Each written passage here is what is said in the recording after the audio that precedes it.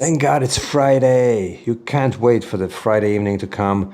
That's when the weekend starts, and you can truly start enjoying your life and forget about the existence of work, disconnect, recharge your batteries. We all know these cliche phrases, right? So, what is all of that indicative of? It's indicative of the fact that you don't really like being at work.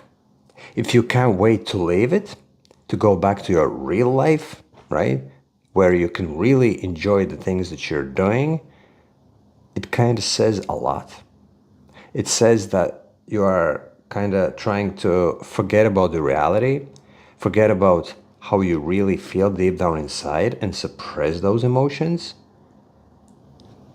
Do you wish that things could be different? Do you wish that you could just go to work without dreading the Monday morning, without being super excited about the weekend ahead of you?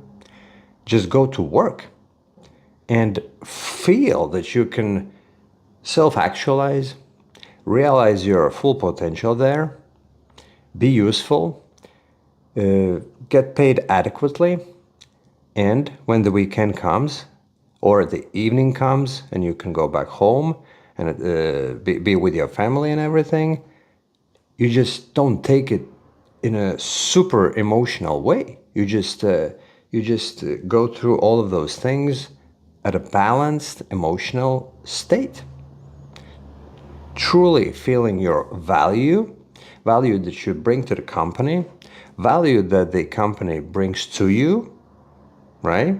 And then be able to enjoy your life without these swings, these swings of the emotional states whereby you're super excited or then you're dreading going back to work. Do you wish that you could feel that way? Well, I can help you with that because that's exactly the kind of issues that I help people deal with, people who are not really comfortable in their jobs because of their emotional background feelings, the anxiety, all of that sort of thing. They're not feeling really valued because they don't value themselves.